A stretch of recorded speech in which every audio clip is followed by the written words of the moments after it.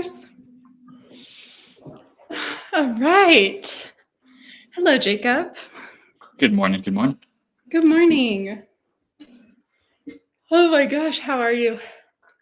I'm good. I'm good. I'm realizing I should probably pull up the stream as well, make sure it's all moving along accordingly. Yeah. Yeah, if you're Usually here, have it tell up us and you're here. missing that piece. Tell us you're here if you are here.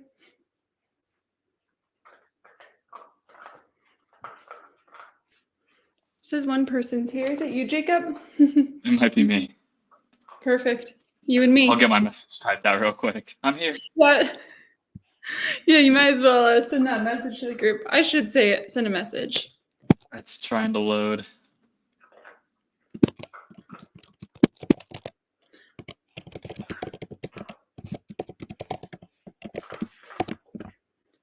Oh, Hannah's here. She says they're driving. Might disappear for a bit if I lose service. And Emily, oh my gosh, Emily, hello. We're so happy you're here. You said 4:30? Is that? Yeah. 4:30 a.m. wake-up call is no joke, so we're very happy you're here. Woo. I woke up at like 6 today, and I feel exhausted, so. Do you hear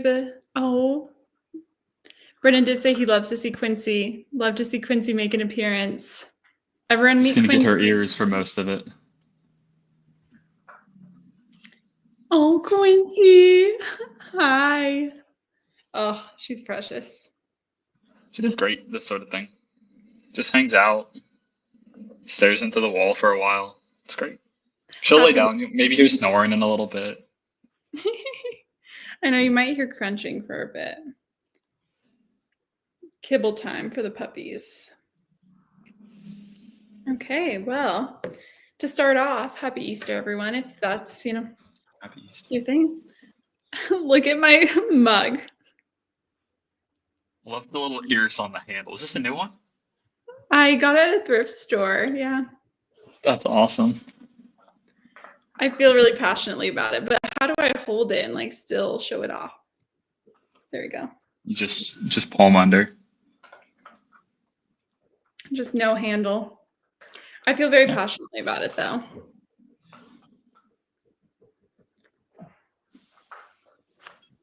Oh, good. Okay. Wow. Brendan says he loves the mug. Thanks, Brendan. And Uzda said happy pre-Easter, which made me worried that I had already said happy Easter. It's not Easter yet. It's not quite that day of the week. It's fine. The days just keep blurring together. It's okay. It is. We can always kick him and keep the illusion up too. Yeah, that's probably easiest. Well, got lots to talk about today. I'm really excited about this conversation, so I'm happy you guys are here. Let's start off with our classic. How did you read it? What would you rate it? Yes, I love how you said that. How did you read it? What would you rate it? And Emily, it does technically. It's Good Friday. I don't know if Saturday has a name, and then Easter. No idea. Unsure. We might be the wrong crowd to ask. Anyways, so how did you read it? What did you rate it? Feel free to share. Do you want to kick it off, Jacob? Yes. Also, just adding that it's called Holy Saturday, according to Google. So now we know. So it has a name. Good Friday, Holy Saturday. It had to have a title, Big old Easter. I know that's a shocker. I decided to audiobook this one, mix it up a little. Every week force Jacob to read a physical book. A paper book. Yeah. My debate is either 4.5 or 5. It's one of the two. I think it's a 5. I'm just hesitant to, that's the top of the scale. Has to carry some weight. But I think that's where I am. Hey, if you've sat with it, sometimes that helps take a step away, and if you still feel that way. I finished it early this week, and it was a 5 on finish, and I think I'm still okay with that right now. Oh, good, good. You physically read it, you said? I physically read it. I mean, I ebooked it and then half read it from the library. And I'm thinking I'm gonna land right at a 4.5. Okay. It felt that way again as soon as I finished it. I still feel that way now. So I feel good about that. But let's see what everyone else rated it, because I'm excited to hear. Ariana's here. Celeb appearance. Read physically from the library, 4.75 to a 5. It is interesting that, like, often a lot of us feel a little in between. Sometimes I wonder what that means, you know? Like between two ratings instead of like feeling it deeply. Just that we have very nuanced, in-depth opinions on it. I think that's probably and I've always speaks said to high quality readers, really. I've always said that. Emily said she ebooked it.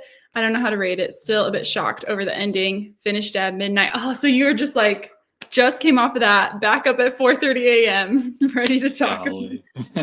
I'm always curious, like, if we rate at the beginning and then have our discussion and come back, like, do you kind of hone in what your rating actually is through the course of talking about it more? Maybe we'll do that today. We'll talk about it a little bit after, too. Hannah read it physically and gave it a 5. Loved it. Beautiful.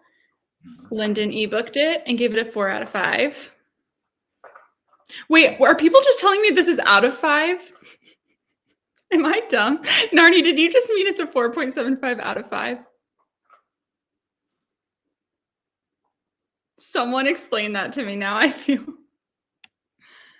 Yeah, Brennan said that. That's how I read it. It's like, I think it means out of. So true. Yes, and Ariana did mean out of 5. So let's backtrack. Let's actually erase everyone's memory and pretend I'm not an idiot. And then read everyone's ratings, okay? So back to doing that. Lyndon gave it a 4 out of 5, which I knew. Keiko listened to it, so that'll be nice. Someone else audiobooked it. And a 3.75. Brendan read it on the ebook, 4.5. These are some pretty good ratings, you guys. I feel like this might be one of our highest rated in the club. We'll have to go back through the comments from the other streams and see if we just aggregate what everybody's ratings were, put together a little list there. We should do a Q1 wrap up or something, and we'll post what the averages were for the club for those different books. Q4 wrap up from last year, and then a quick Q1 wrap up. Just some information, just some data. Come on now. Exactly. All right, guys, are my lights terrible? I feel like I should turn this on. No, they're not a problem. Is that better? Okay. So let's get into some questions since we have an idea of how everyone felt. First off, as we tend to do, but I think it'll be especially interesting in this book, favorite character and least favorite character.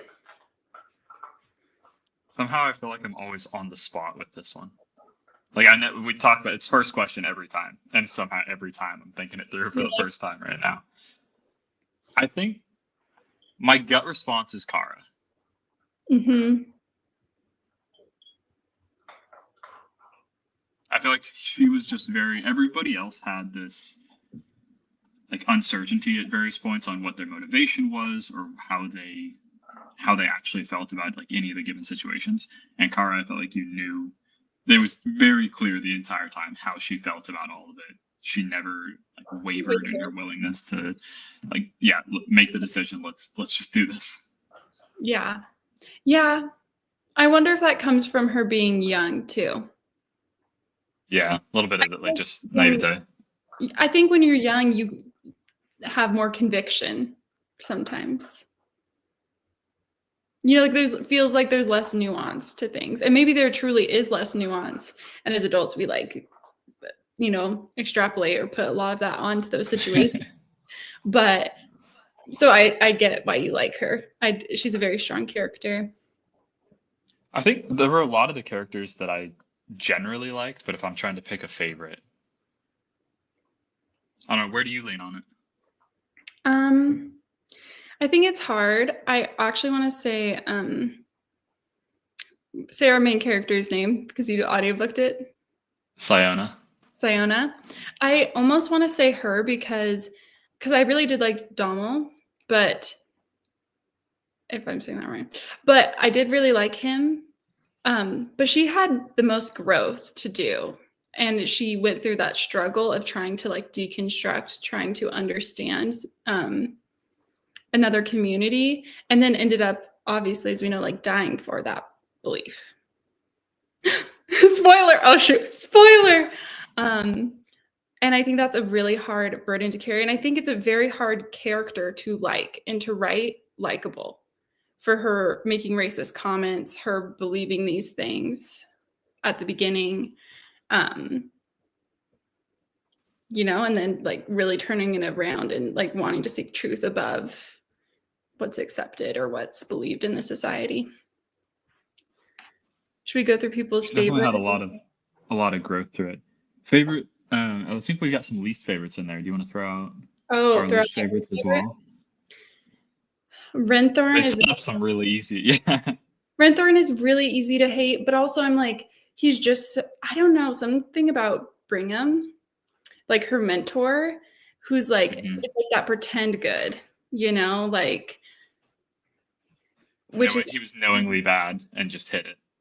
Yeah. No, and I fully agree with you there. He like built so much of his life off of the backs of people who, you know, I don't know, deserved better.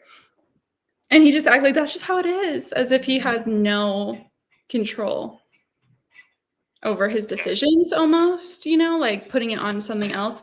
At least Renthorn was just a villain. Like everything, he's like, yeah, come on, let everyone see this. This is how we fucking get it done. Let's do it. Yeah, there was no, he wasn't trying to deceive. He wasn't trying to hide any of it. He wanted to just understand it. And it was from a point of like full on class disparities. Like, no, these people are just lesser, so this is okay. But at least he's honest about it. Whereas Brigham's like, it feels bad about it and does nothing. It's like, well. Yeah. Did you have one that stood out to you for least favorite? I think Brigham is the one that stands out for me as well. Yeah. Some of the other, like you said, they were more just true villains, which makes them easy to root against, but harder to truly dislike, I guess. Yeah. Yeah. Because they don't have as deep as of character, it feels like, maybe. Yeah. Let's see what your opinions were. Brendan, like Dommel. Big Brigham hater. Easy to be. Easy to be. Keiko felt the same. And then least favorite, Renthorn. Again, very makes a lot of sense. I feel like Dommel and Kara, how'd they say that in the book? Kara, or do you remember? I think Kara? I think they said Kara. Kara, okay. It's in the audiobook I would trust more than what I said in my head. It's the same, seeing these spellings, like that's how you spell Tommel? It's just not. Yeah, yeah. I know, that's why the spelling of Siona threw me off. I think my favorite character is Kara, least favorite Renthorn. Big ups on Kara for taking out my least favorite. Yeah. It played out perfectly. London. Tommel, least favorite, Brigham. Yep. This is, I mean, look, we have a good group of people here. They see the good from the bad. Kind of hated the ant at the end. Yeah. The ant and Alba. Yeah. Both of them. I completely forgot about them, but I fully agree with that. Sorry if you hear the dog playing, team. 50-50 on her being my favorite because she was both a good character and a bad character morally. That's almost maybe why I liked her. Because I felt like she felt real, you know? It's like no one's 100% good. No one 100% makes the right decisions. So I don't know. I think I liked that part of her. But I could see it both ways. Say in a second.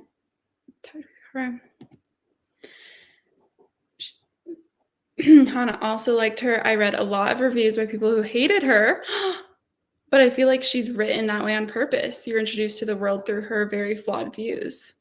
I can't believe people hated her. I think it's this is kind of to your comment earlier too about like you you see her growth in it, the way that her perspective changes. And to Hannah's point, you're introduced in her view of it, but then you see how that evolves as she learns everything. Like you get to learn it all as she goes as well. Yeah. Oh, I'm surprised people didn't like her, honestly. I feel like she's one of the best written characters where like she has these flaws and you still are rooting for her to like make the right decision and like become better and learn. And it's hard, like when you have firm held beliefs, they're hard to give up. So I think people are being too hard on her. Now I'm getting defensive of her. I'm like, you know what? Everyone is trying her best out there. I could understand not liking her. Disliking her seems extreme. Like, I don't know. Yeah. Yeah, you get to experience her growth. Yeah. Absolutely. Kara. Okay. Kara.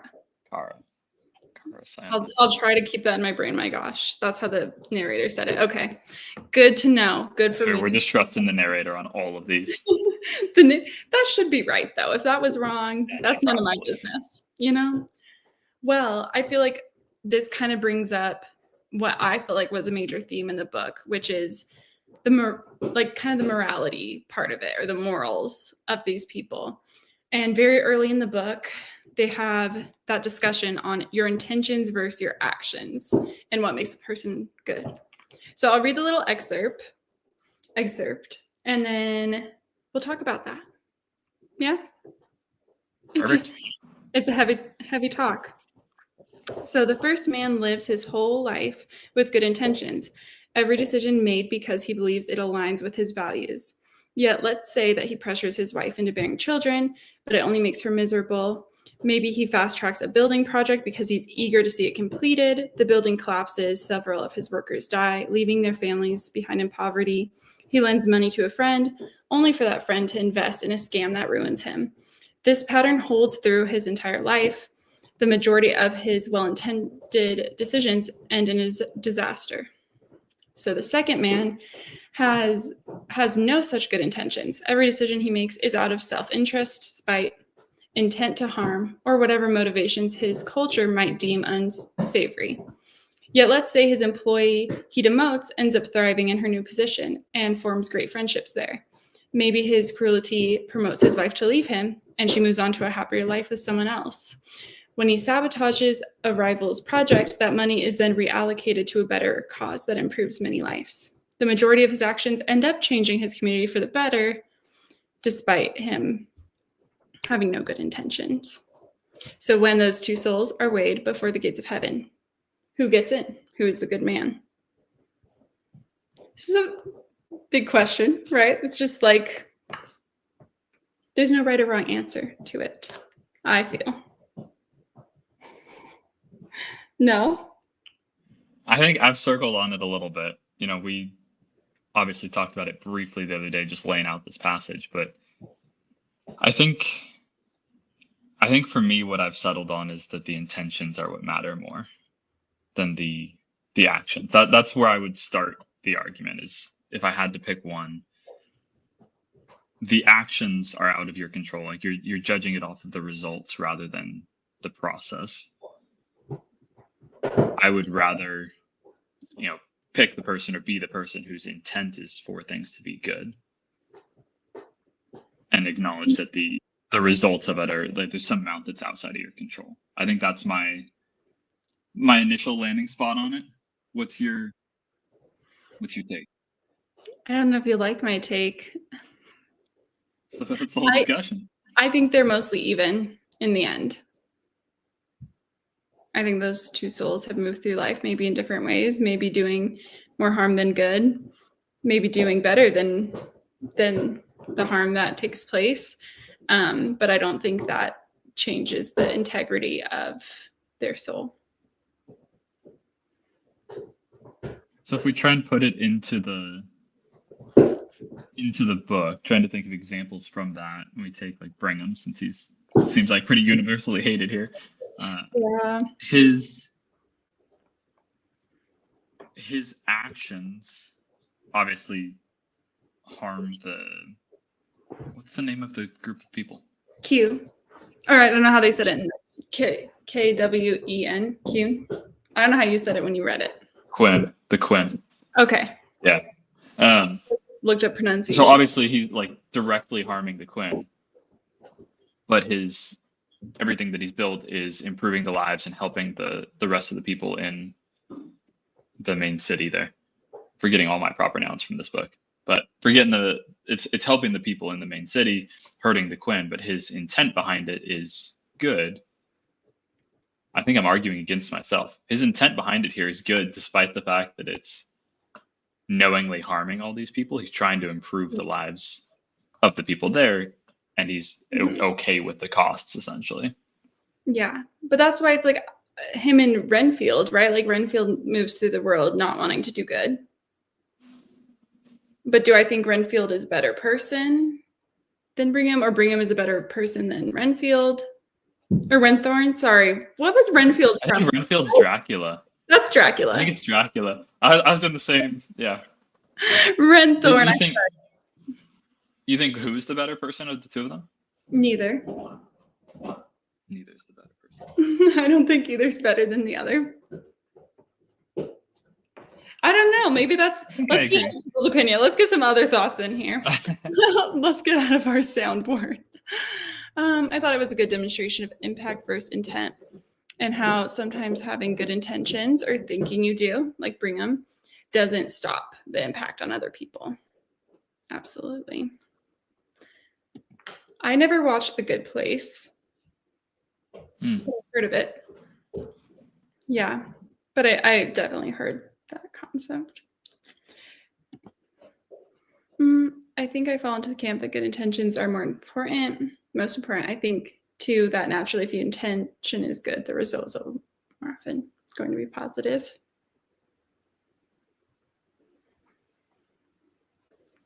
That's a good point. I don't know. I don't think there's a right way to look at it or not. I like to lean more to the side of impact. So impact meaning regardless of intent, you lean towards what the result is, what the true action, actually happens.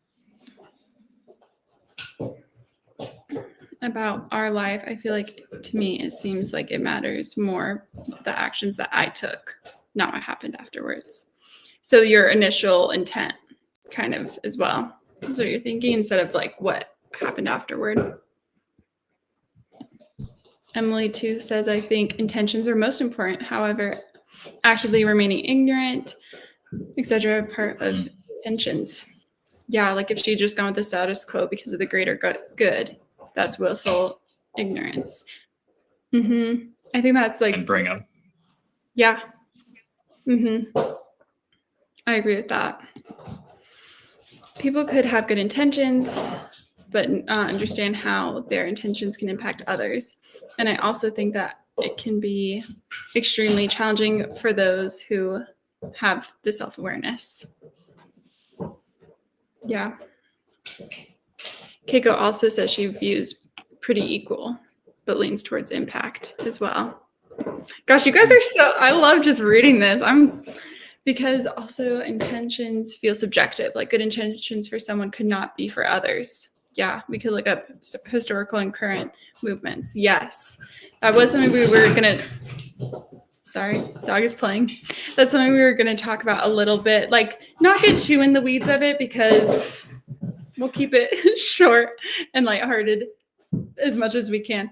But I think it is true that, like, when you want the best for someone, your version of the best for that person might not actually be the best for them. But if your intent is good. I don't know. I think both are equally valid ways sometimes to move through things. I don't know. It's hard. It's an interesting question. Yeah, I definitely think they explored it. And I like how it was handled overall. I think there's pretty intentionally to a lot of gray area in the book. Yes. Like Sayona got mentioned it. She does not fall clean either of these games. Because at the beginning of everything, her intent is good. You know, she's wanting to improve the world and become this great mage. But when she then realizes it, the intent on it. I think she still is intending good, but recognizes all the actions that have already, like the outcome of everything she's already done has this negative impact. Yeah. So maybe it speaks to kind of the evolution between the two as well, that you can intend something as much as you want, but as you continue to learn more in the world, it may kind of reframe what your actions have been. Yeah. And I'm like, does it make it bad that you're trying to be intentionally good and it ends up not being good? I'm not saying that should be penalized extremely either in that opposite direction, you know? I don't know. Yeah. And then I think it's fair to say both are important too. Realistically, the intent should carry through. Ensuring the impact is also good. Yeah. It's a tough topic. It's hard. And no one can, I think the other part is like, there's no 100% someone is doing those things correctly all the time. And maybe it's important to have moments of like malicious intent because like the book even said like, oh, she got demoted because he didn't like her or whatever. He demotes this woman and then her life begins to thrive in that position. So that ends up, right, being a good thing for her. So if we didn't have that as well in life as good things, like life wouldn't I don't know move. if you can attribute the malicious intent as like getting credit for that, though. It's just a happy accident sort of thing. Yeah, but then like life is full of happy accidents. Well, you can have happy accidents that are well intended initially too. It still is an accident that the result happened that way. But if your intent was positive to start. Yeah, but both exist. I don't know. Sure. So, let's talking kind of about that perspective or like the moral part of it and Siona's final act. Do we think in the end she's a good person? Do we think it was the right thing for her to do? Right?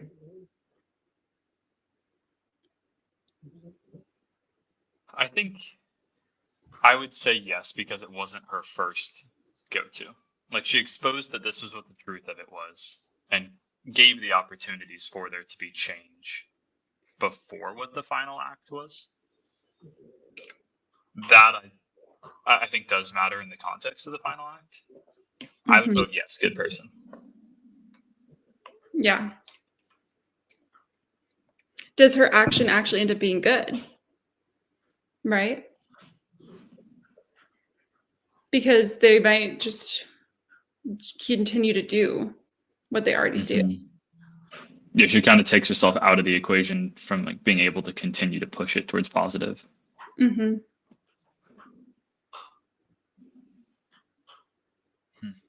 then Kara and Damo leave.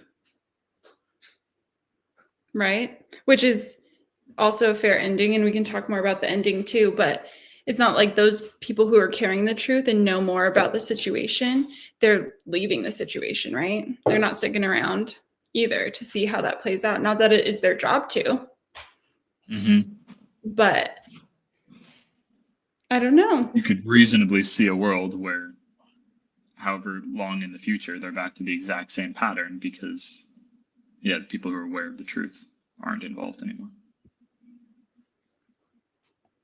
Is she a good person for you by the end of it? Yeah, I think she's a good person. I don't know more so on like her final act. I'm like, do I think it was the right decision at the end? I don't know. Because I don't know what, right? Like, who knows what would have happened for her had she stuck around? Would she just have been in prison? She's going to be killed anyways for coming forward.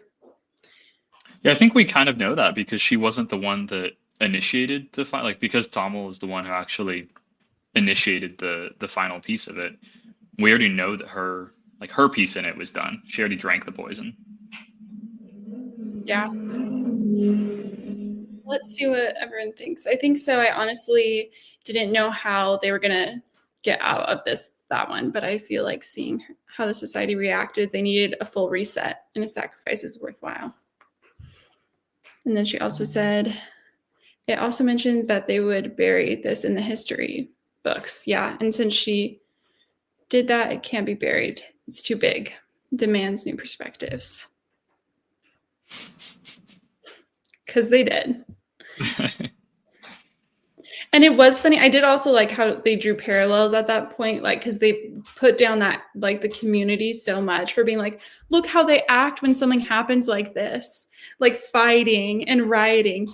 And it's like in their final moments, right? They behaved the same way when doom was upon them, right? Like pushing people to escape and, like walking all over other people. Yeah. So I liked that aspect too. It kind of blurred the class lines that they set up at the beginning. Yeah. While her intent was good, it's sort of like the trolley car problem for her. Yeah, that's a good point, Brendan. Part of me feels like the magic will be back and it'll be a problem again anyway. It is like that problem. Does everyone know that one? Yes. Okay. Of course, yes. Like that. And Emily said it's also hard in terms of thinking if murder is ever a moral good. Like, it was kind of her only possible solution, but what else could have been done? It is interesting on the trolley problem piece again. You think the typical trolley problem is like 5 people versus 1 people. But as you scale that up, and it's not so clearly like 5 times as many people, your percentage difference changes, and just the numbers changing. I think the scale on the trolley problem actually matters a fair amount. Mm-hmm. And makes her killing, I don't remember what the number was, but the people in that final building, that justifies it a lot more for me. Yeah. I mean, I do like the perspective, is it ever really a moral good? And in those situations, is being morally good, again, the right decision? Is it the better decision to do what she did than stay morally good? Big questions. And as we know, like Ariana said, she was going to die anyway. She was done for. I do like that she drank it. It was written that she drank it before she knew whether or not Dommel had started the yeah, that is true, actually. She knew either way. How many deaths were those men responsible for? Yeah, I mean, obviously, that's a big part of it too. But it still begs the question, like, is it still morally good to kill someone who's killed tons of people? I'm not saying it isn't. I'm not saying it isn't. It's just like that moral question. This brings the conversation back a little bit, but I also think the question of who is it good for is important to consider. That's a good point. Who is this benefiting? The world, everybody. The world as a whole, people who are impoverished, people who are, in the lower class, or the people who are on top, right? The untouchable people at the top of their society. And morally good is who his morals are definitely differing in this book and life. Wait, read that, Jacob. That doesn't make sense in my brain. I don't know that I fully agree. I don't think the morals are that different in the book. I think they're presented a lot more harshly in the book, but I don't think they're that dissimilar from the morals of the real world. Let's on that note, what do we feel like the author was pulling from possibly our world at the moment, or our lives generally? Do we feel like this is fiction, or do we feel like clearly, because we are having a bigger conversation about it, that her intent was the bigger conversation? I mean, I think it's clearly, it's obviously directly fiction, but I think that it's a lot of the issues that are presented. I think you can probably draw pretty direct parallels to the world, whether it's the world right now or the world at different points. I mean, even just the comments about history being rewritten, history is written by the victors, sort of thing, like that. Yes, I would imagine that happens in the real world. Yeah, absolutely. So I do think there's intent in the book where it's not just writing fiction for the sake of enjoyment, but designed to kind of prod you to think a little bit. Yeah. Did we feel like it was handled well? She tackled some big topics, right? Class, misogyny, assault. The list goes on and on. I mean, suicide was tackled too, a lot of different things. Do we feel like she handled these topics well? Comparatively, I don't know. Not comparatively. I think so. I don't think she necessarily created solutions for a lot of them, but set it up in a way that you're being prodded to think about it. I don't know. What do you think on these? You're cycling through these questions. You're not having to force yourself to answer. I want to hear everyone else's thoughts on them.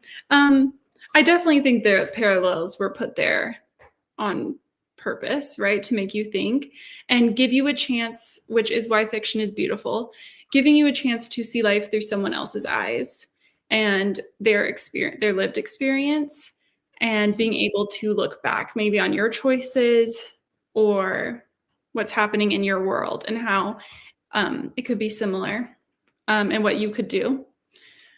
And yeah, I think it's an important discussion, and I do think it was intentional. It was done too well to not be intentional. I don't think you actually stumble.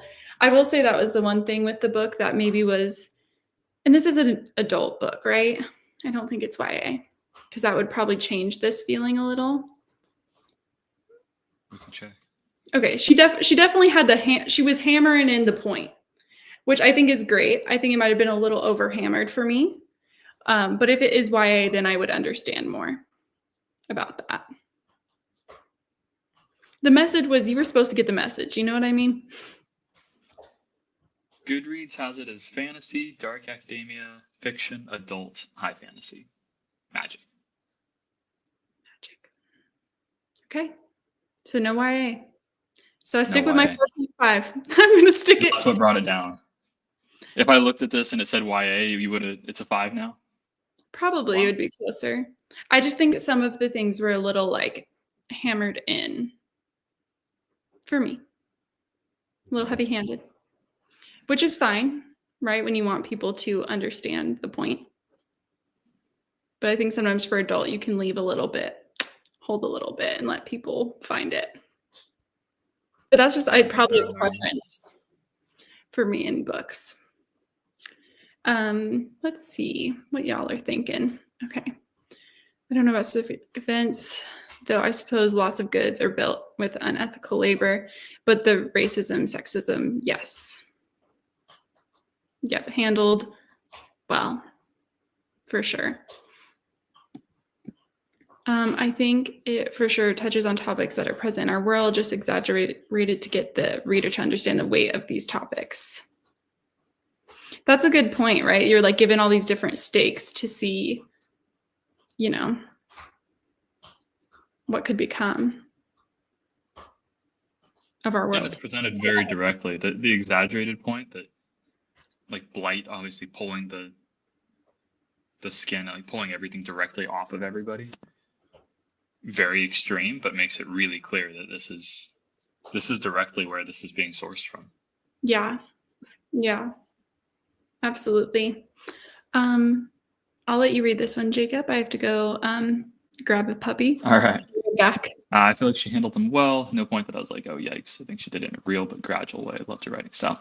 Yeah, for me that very much hits home for how I felt about it. That it was gradual. It didn't feel like overhammered to me.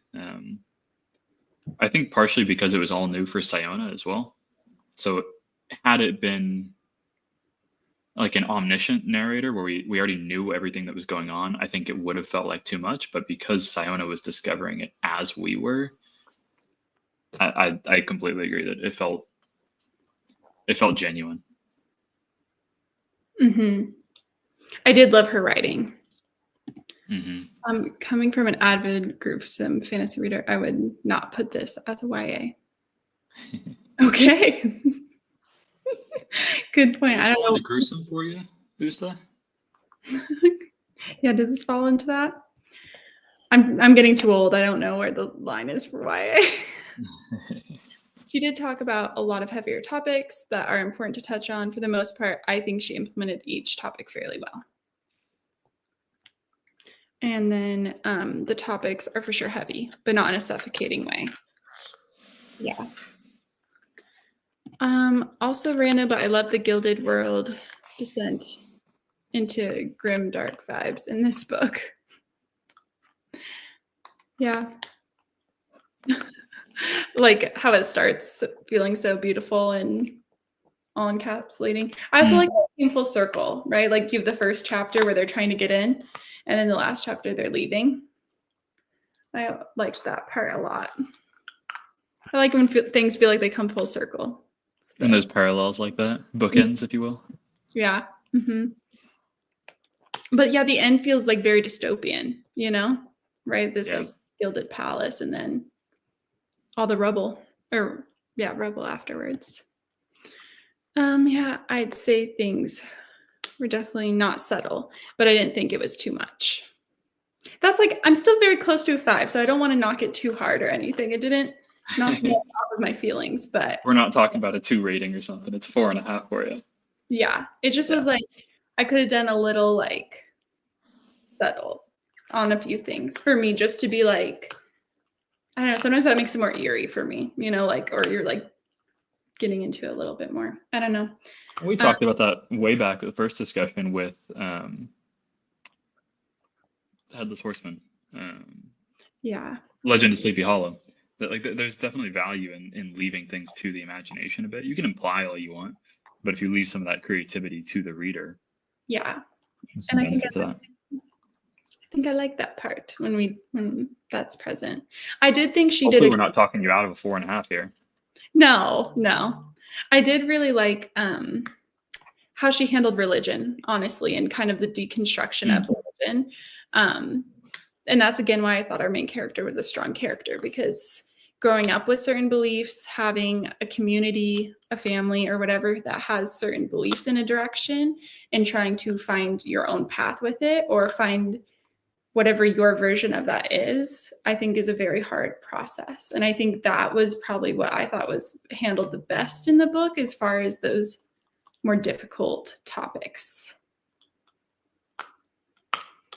But that's my 2 cents.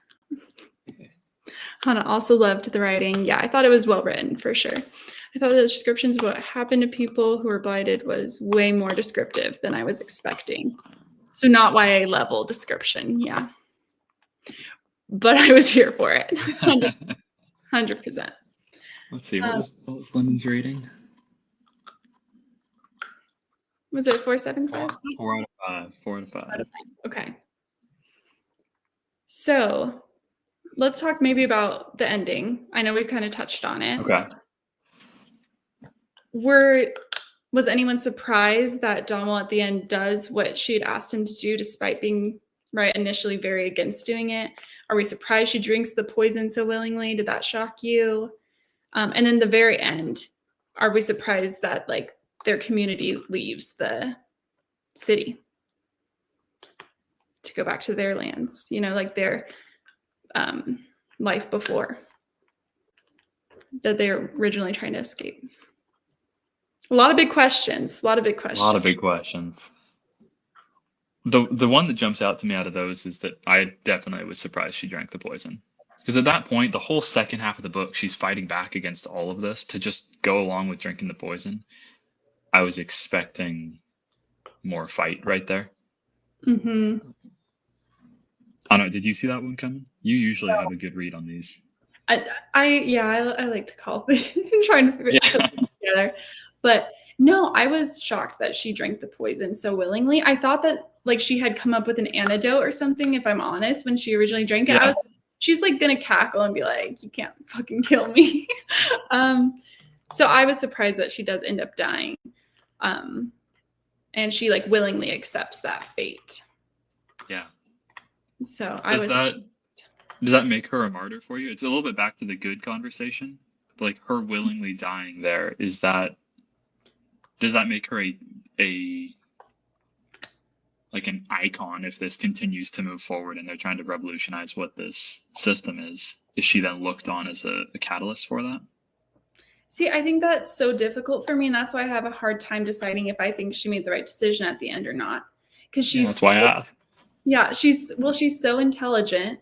She is so creative, right? That like I think maybe her life, trying to preserve her life and working with Donald to figure out a new solution is like my version of a happy ending here, because and then I'm like, then the communities come together and it doesn't matter where you're from, and they're all working side by side to make a better society. And I'm not saying it's the right decision, but that was my version. That's how we knew it wasn't YA. That is true. It's very real feeling. I don't know. I was let down that she died, but I also commend her for sticking to what she thought was right. And she probably feels like she gave everything she could to try and correct the magistry. I think that's what it's called, like send them into the right direction. So yeah, I don't know what else she could have done at that point. Like I agree that it felt like she was gonna find some way to live, like she wasn't gonna die. But I don't know what her next step would have been at that stage. Yeah. Emily was surprised. Second book in a row where the female character dies. You hate to see it. God in the Gumiho, though, it feels like it. She's coming back around, you know? They got reincarnation built in. Yeah. No, things are going to look up for sure. More positive spin on that one, at least. I was a bit caught off guard. She died, but I wasn't surprised she ended up drinking the poison and ultimately making the sacrifice. Yeah, I think it aligned with who she was becoming and what her mission was. Mm-hmm. I was surprised that she actually died. So, did I already read that one? Sorry. Oopsies. Okay. I think Donald was going to blast through the roof to save her, but after drinking the poison, that kind of fell through the roof. Yeah, I thought they'd be happy together. I was rooting for a happy ending. That was my dream. I agree about the poison. I feel like the other things weren't as surprising because without them, I don't think there would have been much of a story.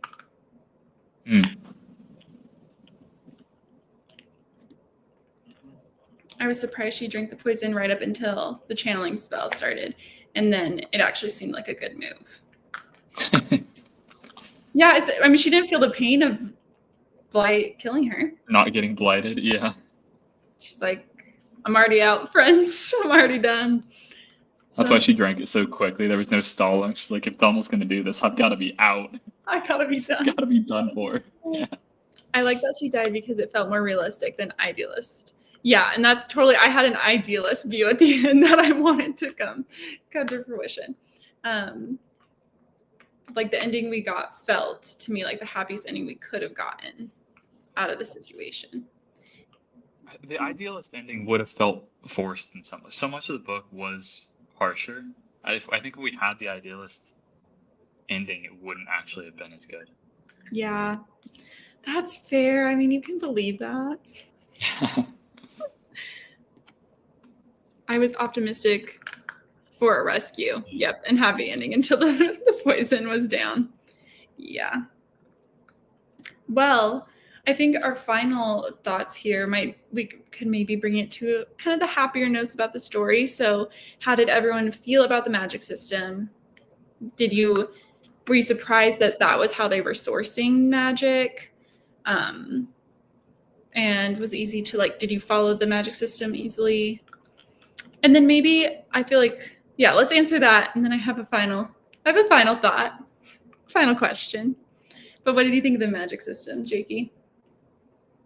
I mean, if we just assume that we know nothing about the sourcing, I thought the magic system was awesome. I loved the description at the beginning. Felt very much like programming, where it's like, all right, we're going to define our variables. We're going to tell them how we're going to use it. I thought it was set up really well, and a lot of magic systems kind of leave some ambiguity. We're like, oh, it just works.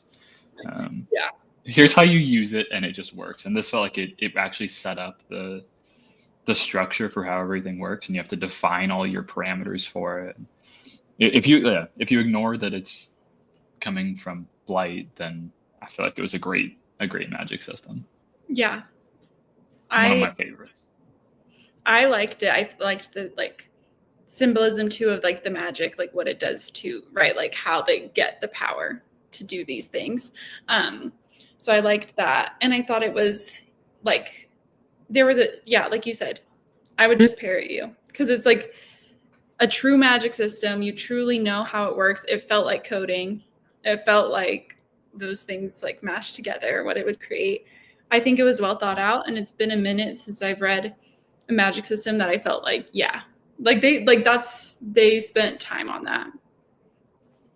And there wasn't a reliance on like electricity. Everything was built, the entire society is built on the magic system, and having these, I don't remember if they called them scrolls or scripts, or like having these things that were just running on repeat and they would switch off. And that, I thought it was really well structured. Yeah, I agree. Emily said the mechanics were interesting, almost sci-fi. Yeah, definitely different than a traditional fantasy. Some tends to be. Not gonna lie, I was kind of lost in the sauce with the magic system. Maybe if I physically read it, it would have been easier to digest. That's fair. You listened to it, Jacob, right? I did, yeah. Yeah, reading it was nice for me. There are definitely, for a lot of these fantasy books that were in that genre, there are definitely pieces of it where having the visual for names or for things like this that are completely new conceptually, it's so much easier to have it in front of you. Yeah. I'm gonna stick with the audiobook personally. That's not gonna make me change who I am, but but it would be helpful. Yeah, Jacob only does audiobooks, you guys. Help him. Someone save his soul. Okay. I thought the magic system was a little confusing, especially when listening to it. But I like how different it was from other books. 100%. No judgment, Keiko. I get that. I think I understand a lot more through reading, so I'm in the same boat. I don't think I've ever read anything with a well thought out magic system. I loved how code-like it was. So we were all loving the magic. Magic was top tier. Like the magic system, I thought it was different, added nods to computer programming, data analysis. Jacob's life, aka. And I liked the magic system once I figured it out. Super cool idea, but it was a bit hard to understand at first. So Brendan, I remember in Fable, you left a comment and you were like, I wish I knew more about this blight crap. Like before we got like chapter 1. Yeah, chapter 1, you're like, this isn't, I don't understand. Do you feel like by the end that made the story better? Because obviously like there was more to unfold as you read. Or are you still like, nah, I want to know everything up front? Might just be the lawyer in you. Have you thought of that, Brendan? And then I like that they explain the system to us by teaching it. Yes, Yeah. That was nice. Nice but subtle. Agreed.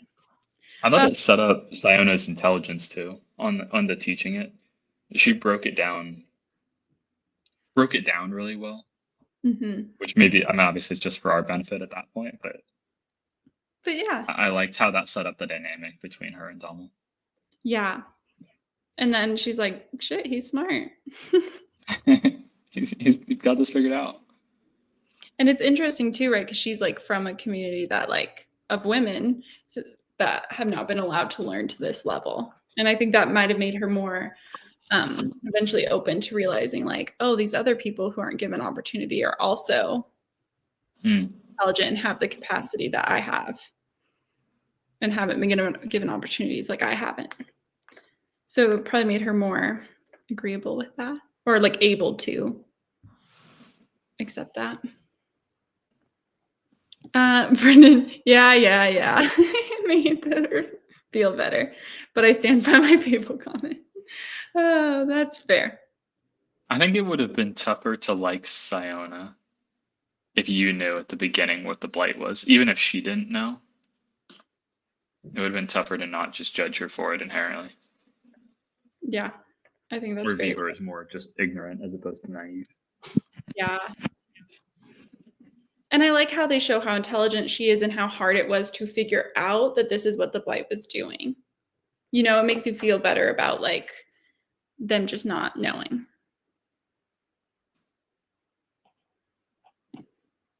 So, final question. If you did not rate it a 5, because I know there were a lot of not quite 5s, why didn't it reach that 5-star capacity? If you'd like to share. Ooh. I know that's like I'm throwing in a final one here. You've got to start this one though. I rated it a 5, so I don't have to answer. Oh, I feel like I already shared. I thought some things could have been done more subtly and had as much or more impact. I think standout cast of characters, like really well thought out. Magic system was really well done. I think that was really just what it was for me. Like it just didn't at the end give me like that feeling that I get when I read a 5-star. And I'm like, this is it. Put it on that pedestal. Sure. Talk about the rest of my life. So it's not one you would go look for special edition copies of or something. I've rated it. I'm allowed to look for special editions if I rated it a 3.75 or higher. 3.75. Okay. But I'm harsh with 5 stars. Like I don't give them away like candy. So a 4.5 it might as well be, you know. Might as well be. It's up there. It's up there. I kind of figured out the blighting sourcing pretty early on. Okay. And you still liked her. So that's Fair enough. point, Sayana. Aside from the first chapter, I feel like the beginning was slow and a little tough to get it through. I'll agree with that too, because I feel like I would pick it up in little stints. And then I think in Fable, I made a comment. I can't remember what chapter, but I was like, oh, it's time. Like the book is flying now. But it was about like probably 40% in or so when, not that I didn't like things happening before, but that's when the book like really picked up for me. I think I did 4.75 because it was almost there, but I think I like my 5-star books better. But I couldn't say anything. It was really missing. You didn't get the feeling. You didn't get the gut reaction. Been there. I agree with Uzda. It took a while to get up and running. That's what held it back. The beginning was tough for me to get into. And again, if I had read it, I think my experience might have been different. That's always hard because you never know. Because sometimes the audiobook experience is better. The narrator did have a great accent. Yeah. I would recommend if you can just go listen to a snippet of it. Sets the tone well for the book. Set the tone. Think about hockey. Set the tone. Okay. My only complaint was I wish there was more magic. And more, yeah, I get that. So you still gave it a 5, but you would have wanted more of that. I feel like I was happy with the magic. I wanted them to kiss more. What can I say? The ironic romance. Did this fall at all into romantasy, or is this just fantasy? I would say this is just fantasy from my perspective. Maybe other people have different opinions, but I would say the romance was so small. I agree with you. I think that you're maybe holding out hope for something that the book just isn't. So are you trying to be mean to me by saying that? You're like, well, is it supposed to have that grace? I don't care. I want more. It's trying to be realistic.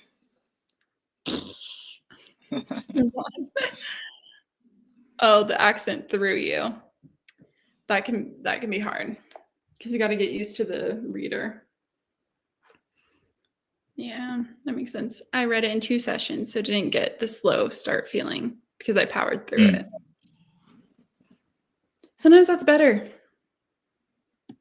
What are you talking about? The accent. Oh, it was Irish. Yeah. Now you can tell I really didn't listen to it at all. I'm like, what do you mean?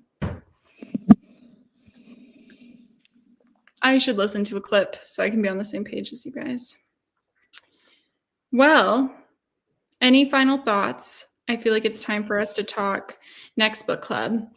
And I'll put up a vote for our next book. I think we will, again, roll over the book from last time that took second place, and then I will do 2 other genres. Does that sound good to everyone? What was the book that got second place last time? It was First Time Caller. It was That's the right. That's right. based on Sleepless in Seattle. Oh, based on. Well, not based on. Sorry, it's like, well, what would you Just say? similar story. Inspired by. Oh, okay. Something like that. Yeah. So that one will be in there, and then 2 others. And then, Emily, what time do you want to meet? The rest of us can try and work around a schedule. Emily's up at 4:30 a.m. team. For those who did not know. We'll be scheduling around her next time instead of everybody else who's like in a nice, easy time zone. Yeah. She's heard good things about it. Do we just want to do First Time Caller? Do we not want to vote?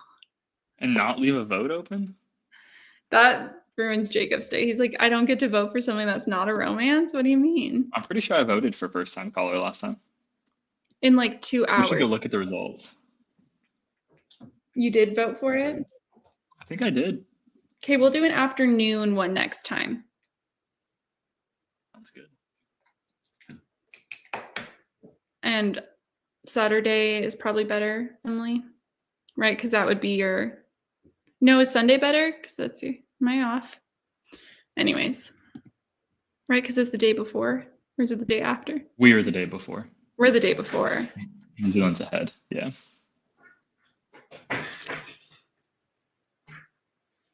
So Sunday's better. I don't know. My brain still can't.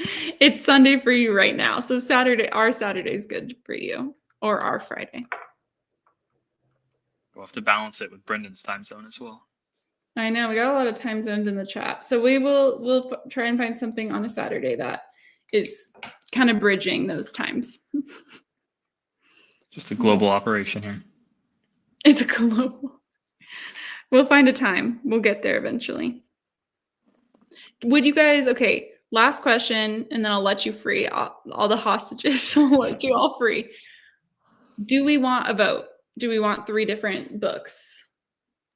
Or do we want to just read First Time Caller? Because that's what I would hope. First Time Caller will be in there. 2 other genres. Do we want to vote or not? Speak now, forever hold your peace. I would aim for a vote personally. Okay, vote. For the democracy of it. The democracy of it. Okay, whatever. Brennan wants to vote. Brennan wants to vote. It's all you anti-romancers. What I can vote for First Time Caller. I just think we got to leave it open. We got to come up with possibilities. We just read a 5-star fantasy or 4.5-star fantasy. This one is rated very high. This one went well. Fine. We'll just do a vote like always. I try to be an innovator. I try to change things up. I mean, you can bias the vote. Could have put a couple really lowly rated other options and then First Time Caller. Like we could read a picture book or Oh, Narnia needs to see your creature. Oh, this is Quincy. Oh, I heard her. Heavy sigh. She said, don't move me. No, she's doing So great. cute. So cute. All right. I will post those books now on Instagram and on YouTube. If you guys do like, you can always like the live. I think that's my last note for today. Anything else, Jakey, for the team? Looking forward to reading First Time Caller. Thanks. We'll see how the vote goes, but I imagine it'll be biased. I'm not trying to sway the vote. But I've heard the audiobook is good. That sounds that'll pull me over. I'm just saying. Okay. Well, everyone have a beautiful Saturday. Enjoy your weekend. And vote. Happy Easter. And happy Easter. To those who have not deconstructed. All right. With that said, see you later, chat. Bye. Say bye, Jacob. Bye.